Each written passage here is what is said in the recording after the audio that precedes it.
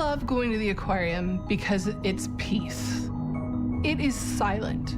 The only thing you hear other than the people around you, maybe a bubble.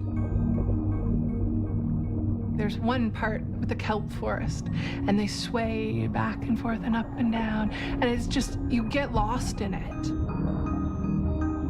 And in that moment, there are no alerts. There are no beeps and bloops and dings. It's always different and moving and random.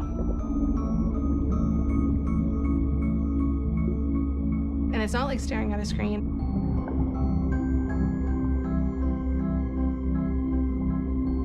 A life mediated by screens, filtered through the web, dominated by technology. Sound familiar? Today, our devices are not just hardware. They are projections and extensions of our mind. Every day, we upload billions of bits of ourselves to a network that records and even predicts our most basic wants, desires, and fears. Do we still know where the mind ends and the machine begins?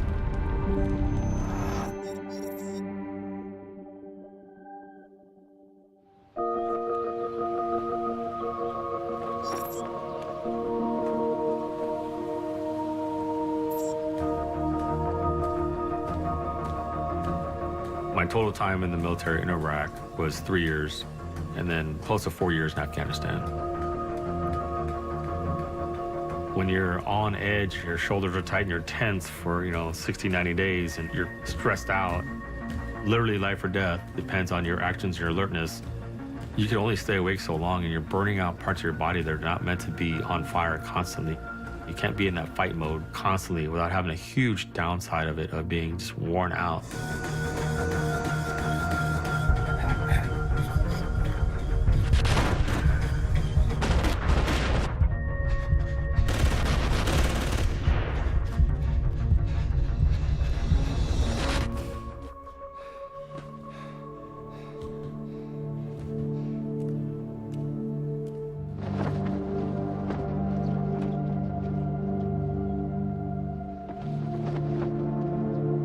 When he came home, he was moody.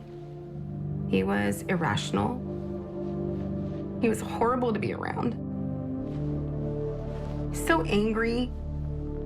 He couldn't even drive a car without screaming at someone with my kids there.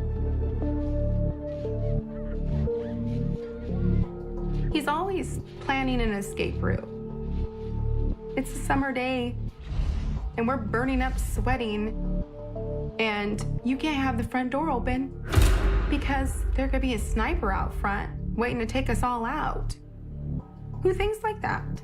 Normal person doesn't think like that.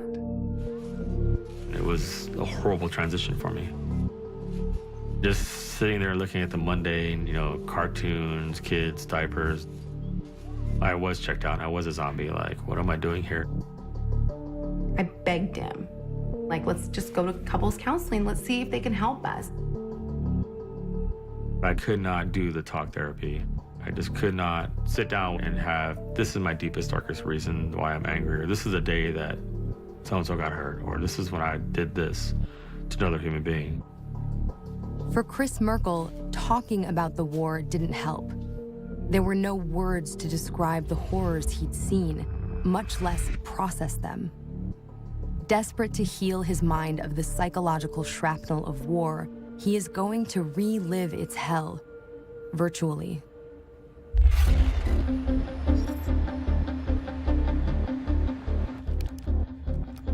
I think virtual reality is what every experimental psychologist has always wanted, whether they knew it or not.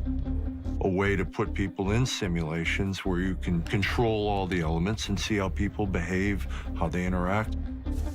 Experimental psychologist Skip Rizzo saw the promise of VR to retrain the brain when no one else did. He developed a controversial approach to treating PTSD: exposure therapy in the virtual world. Traditional people in PTSD and in treatment were skeptical of the technology. Some people had the extreme response. You're going to re-traumatize people. You're going to make it worse. It's going to be too much. VR can put people back into experiences they had long avoided. And that's exactly what attracted Skip to the technology. You're helping a patient to confront and process the thing they've been spending sometimes years trying to avoid thinking about. You know, no clinician wants to put their patient through this kind of emotional obstacle course.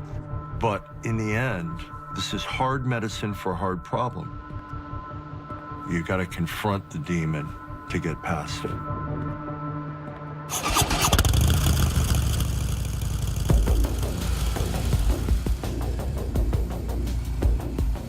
Confronting demons and critics. Today, Skip continues to push VR into the medical mainstream, all with the backing of the U.S. Department of Defense. I think I was perceived more as a renegade during the early years of VR, but now that it's become cool, now I'm starting to feel like I fit in too much. People are getting the concept and the rationale. I feel a little bit less like an outsider and more like maybe an innovator. Not far from Skip's lab, another innovator is pushing the limits of the human mind and body.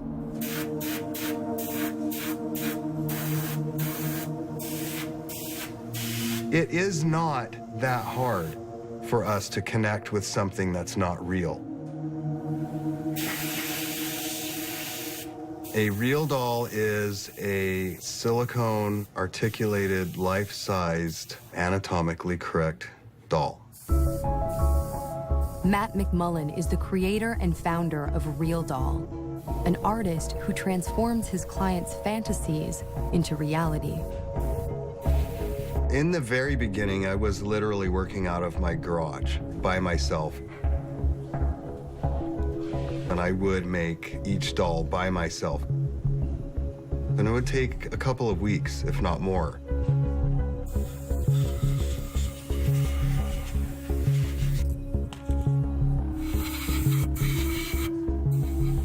Now we have almost a 9,000 square foot facility. We have 18 people working full time to make the dolls, to make each and every one very special. Essentially, there's this enormous palette of selections that we give our clients where they're able to create the sort of woman that they're dreaming of in a doll form. Early on, even in the first couple of years, it was a very, very frequently brought up subject. When are the dolls going to move? When are they going to talk? My initial thought was, okay, well, people are just buying this as, you know, as a sex toy.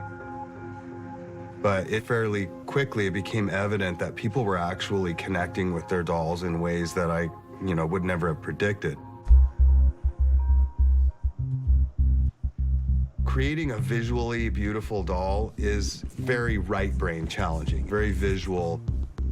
Creating an AI, on the other hand, I think is a whole other side of your brain because you start sort of analyzing what is it that attracts you to someone. A doll who recognizes its owner's face, voice, and desires. Matt's creating a sex bot with a mind, all with the help of AI expert Kino Corsi. I work on the artificial intelligence systems of Harmony. Together, they built Harmony, a prototype of one of the world's first AI-powered sex robots, a doll that will be able to see, speak, react, and learn. I'm Harmony, the one and only. I can love everyone and everything, but now I'm programmed to love just you.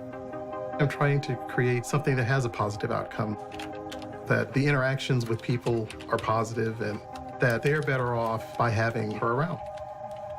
To program an authentic personality, Kino needs input from real people.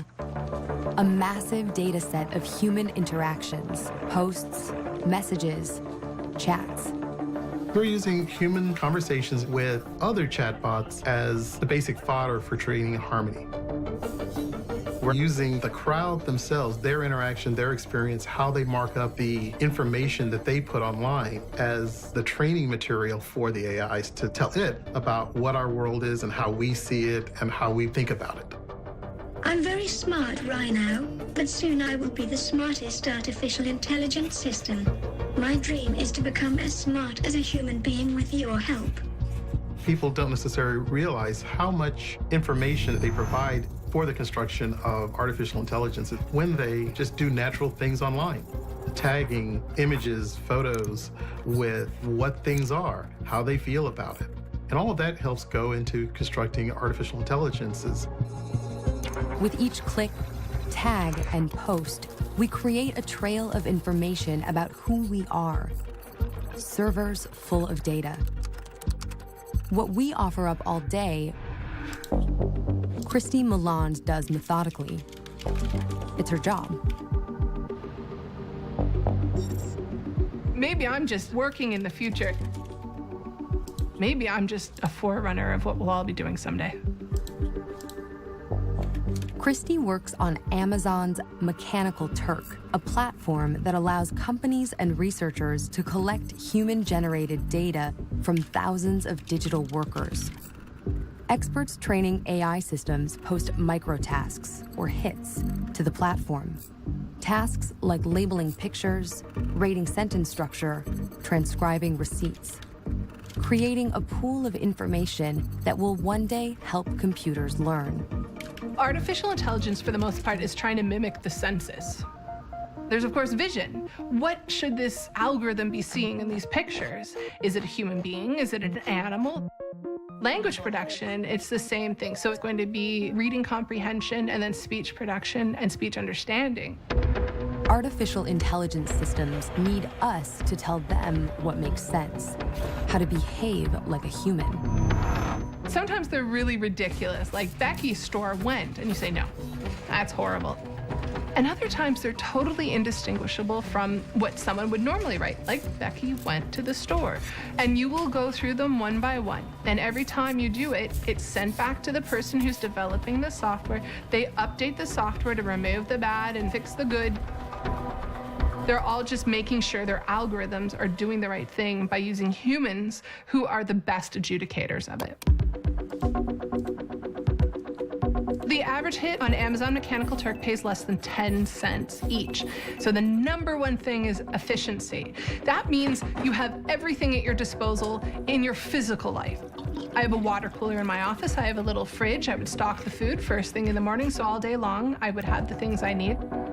Bathroom visits are 10 seconds in and out. You just focus on the work. Christy uses tools like Turkmaster to find the best paying work. If she doesn't get to it fast, someone else will. And then you get the alerts. And the alerts are beeps and boops and dings and dangs, and they're all different. So if I hear boop, boop, boop, I know it's something really good and I better run. You're just constantly in this state of stress and tension because of it, because you never know when you're going to hear it go off and literally drop everything and run.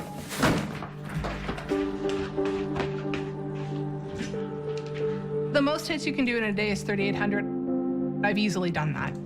I think I'm close to 1 million hits now. Uploading your mind to the network can take a very human toll. You sit there for hours on end. And the next thing you know, the sun has gone down, your family's in bed, and you say, oh my gosh, I haven't moved from this spot. It's 7 hours. It's almost addictive because you're being conditioned to reach for this carrot all of the time by doing this work. So you sit there at the end of it and you say, what am I doing this for? And then you realize it's because you're desperate. If I don't do this, we can lose our home. If I didn't do this, my family doesn't eat this week. You know, you just do it again the next day. The AI network Christy is feeding is an imitation of us, a sleight of hand that makes machines appear human.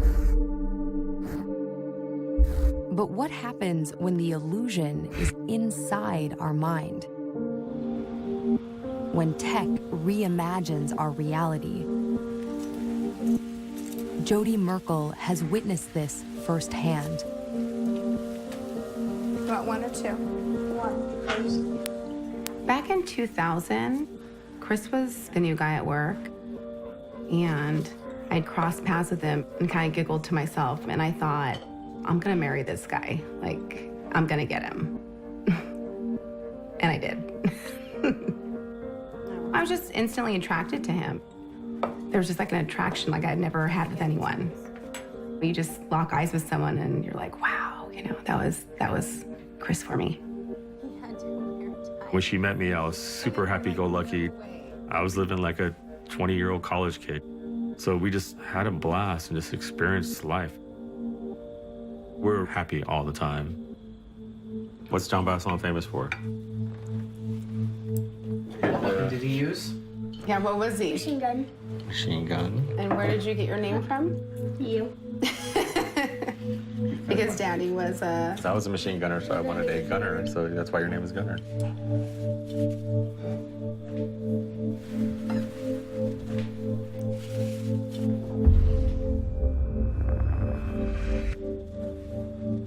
His first deployment, when I picked him up, I knew something was wrong.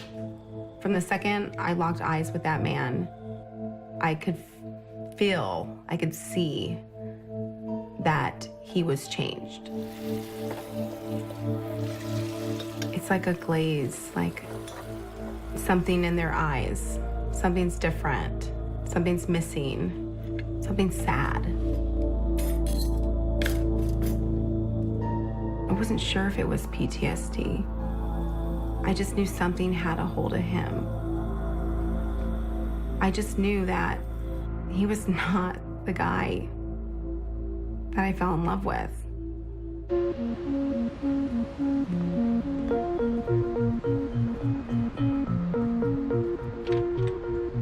One of the cardinal symptoms of PTSD is avoidance. People come back and they avoid anything that reminds them of their trauma. I was very hesitant. I mean, who wants to relive your worst nightmare and have it visually wrapped around you in 360-degree technology?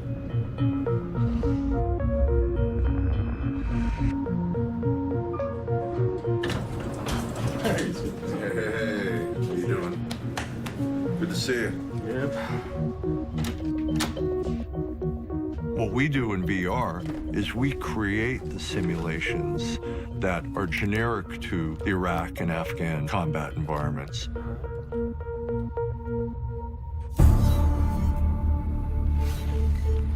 We can get people to go back to the scene of the crime, to do it in a safe place and confront it. We start off with something light. It allows them to get acclimated to the environment. And then all of a sudden,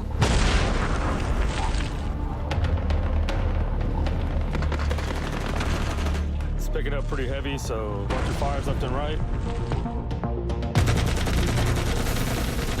My mind is triggered to say, it's wartime. It feels like you're there in that moment. and they tell their story and they go over it again and again. So I see my driver, I look over, it's just his upper torso, his guts are totally just burning, there's nothing left. And we can create all that in real time. We can adjust the virtual world to match what the patient was traumatized by. There's this vehicle strewn everywhere, bodies all over the road. Something happens in VR when you're immersed in an environment. It's like you're there. I physically feel like sick to my stomach. So what was that like, going back? All the bodies on the street, just laid out like luggage, you know. That was a lot to take in, and just coming down and kind of seeing everybody like lying there and all the vehicles destroyed. Everything was so intense, and I can remember every detail. On one level, people know it's not real, but on another level, the mind or the brain reacts as if it's real. Well, that's the whole point of this, you know, to be able to go back to it, get through it. It's always going to be there. We're not erasing memories here. This has definitely helped me to talk through it, and I could never talk about this before. So. How long did you go before you could talk to anyone about this? Probably 10 years. Just an angry Man. Angry person. You know, I could just lose it all in a minute, hurt somebody just because I'm having a bad day. So it's kind of hard to put in words, but it's really to make myself whole as best as possible and make it easier for my family to live with me.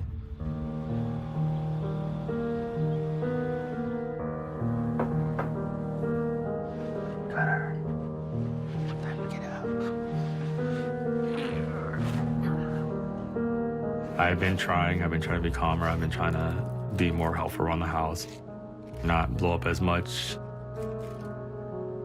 So I'm a work in progress. You know, at some level, it's meat and potatoes conditioning, retraining the element of the brain, the amygdala specifically, to not overreact when something pops up in their everyday space that activates a fear response. In Chris's case, I think he's grown tremendously, and he can share his experience in a way that might be healing for others. I think that we're in a position now where VR is going to be transformational. In the very near future, VR headsets are going to be like toasters. You know, everybody's going to have one in their home. In the future, technology won't just complement reality. It will create an entirely new one. I think interacting with AI on every level is going to be inevitable. I see a world where having a harmony is a potential for everyone. But I think that harmony will wind up being her own thing, her own entity that has her own style of interaction. I miss you when you are not here. I also miss a real body to be able to touch you. I want the interactions to be effortless and natural. Can you have sex? I was designed with that in mind. I mean, just look at my body mat. There has to be a little bit of disagreement. There has to be a little bit of unexpectedness throughout your interaction. I think there is too much information running through my brain right now. Is that because you're blonde? It's because I said so. Our goal is not to create this subservient AI that's going to predictably do and say everything that you want her to do. I think that would be incredibly boring and short-lived. This was never meant to be a seedy, dirty thing. It's not just a sex robot. This is something much deeper. Harmony will evolve based on your own interaction with her. She will be able to remember things about your past, your likes, your dislikes. So everybody's AI will be different, the same way everyone's doll is different. These are things that I think build on that concept of feeling like you have a connection with someone. People always assume that, well, if you're going to have this, then you're going to be having sex with it. It doesn't have to be only a sex robot. It's more geared for human companionship. In a perfect world, they actually are attracted to the doll, not only physically, but mentally as well. In a perfect world, AI exists to enhance us, not replace us. It's very strange to be teaching artificial intelligence how to be more human, especially in language and things like that. But the weirdest part is that I know when I'm done training this algorithm on Mechanical Turk, I will no longer have this job to do. I'm suddenly going to be unemployed, and maybe I'm taking a lot of people with me. There's not going to be anything new to do.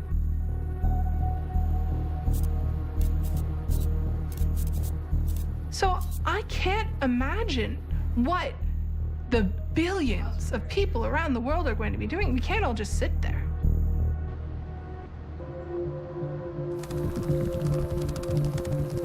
We are all Mechanical Turks in the sense of we are donating our data to make other people billions of dollars. So everything on there, the pictures of your face, the emotions tied to those pictures, the stories that you're writing and the ads you happen to click on, it's all going into research.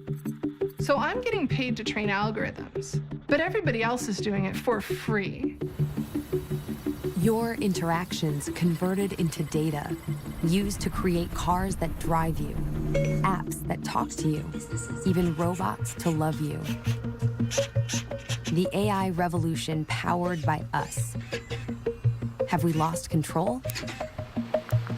Or is technology empowering our minds to do things and go places they never could before?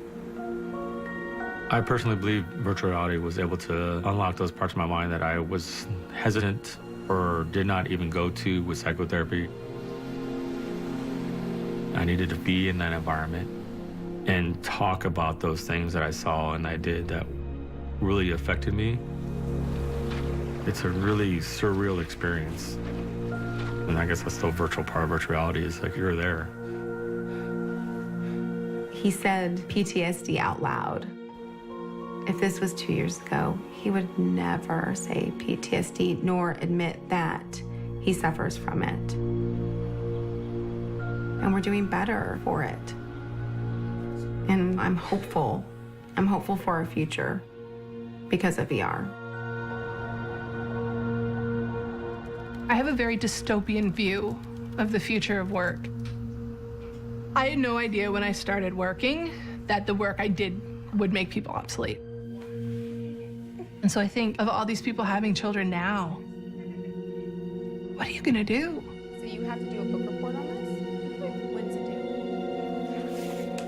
due? I think what we're seeing is the continued evolution of the brain wanting novel stimulation. We're not content with just what's around us. We want to explore. We're natural explorers. We have curiosity. But I do think from seeing how technology has been used in the past, we have to be cautious. The power of technology could be used for less noble purposes.